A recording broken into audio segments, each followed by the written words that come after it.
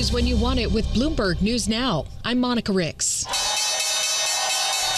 And that's your closing bell on Wall Street, and hopes for an upbeat day deflated over concerns about President Trump's pick to lead the Federal Reserve.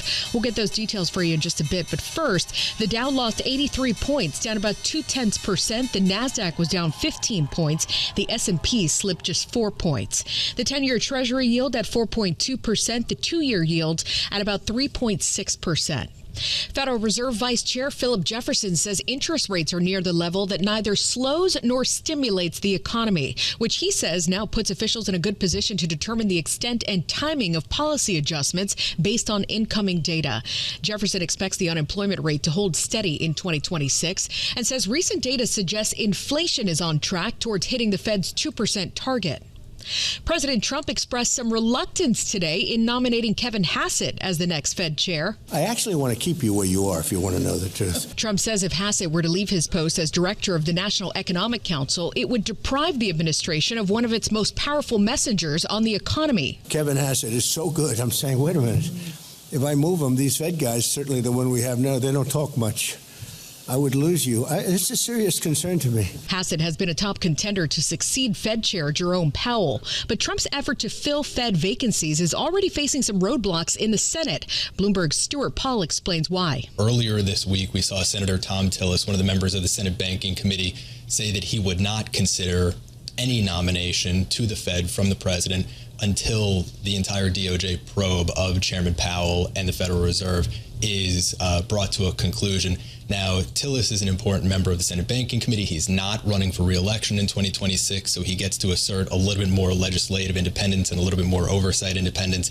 And if he refuses to vote for any Trump nominee, you cannot get any nominee through the Senate Banking Committee into the floor of the Senate. That's Bloomberg's Stuart Paul on Bloomberg Intelligence. President Trump has said he plans to announce his nominee for Fed chair in the next few weeks. Shares of Bayer fell 1.4% today following news that it landed on the Supreme Court's docket. Justices have agreed to hear Bayer's appeal targeting lawsuits over its Roundup weed killer. The company's paid billions in verdicts and settlements over the years, but still faces about 67,000 claims that the key ingredient in Roundup causes cancer. Canada and China just reached a wide-ranging agreement to lower trade barriers and rebuild its ties. Under this new deal, Canada will allow Chinese electric vehicles into its market at a tariff rate of about 6%, down from the current rate of 100%, in exchange for visa-free travel to China. The agreement also includes tariff concessions, with Canada anticipating a drop in canola tariffs from 85 to about 15% combined by March 1st. Beijing plans to suspend anti-discrimination duties on other farm products.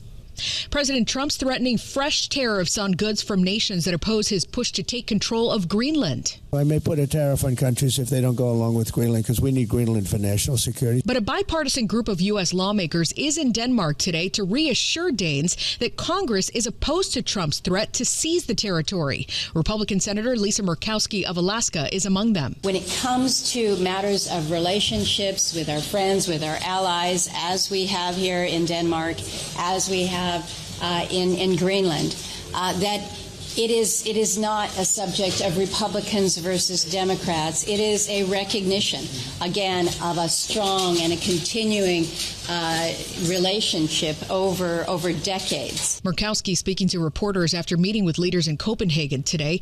The territory is part of Denmark, which is a NATO ally, and several European countries have already sent military staff to Greenland to defend it. President Trump has agreed to push for an emergency wholesale electricity auction that would compel tech companies to effectively fund new power plants to power AI data centers. Bloomberg talked to Pennsylvania Governor Josh Shapiro today. He's a Democrat and says he and other governors worked with the Trump administration to come up with this plan. For the last 3 years as governor of Pennsylvania, I've been working to bring down energy costs for Pennsylvanians. And I'll work with anyone, Democrat or Republican, federal level, state level, to bring down those costs. Pennsylvania Governor Josh Shapiro there. The biggest U.S. grid operator, PJM, would hold that auction later this year. PJM serves more than 67 million people from the Mid-Atlantic to Midwest and says it expects demand to jump 17% across its system by 2030. That's news when you want it with Bloomberg News Now. I'm Monica Rix, and this is Bloomberg.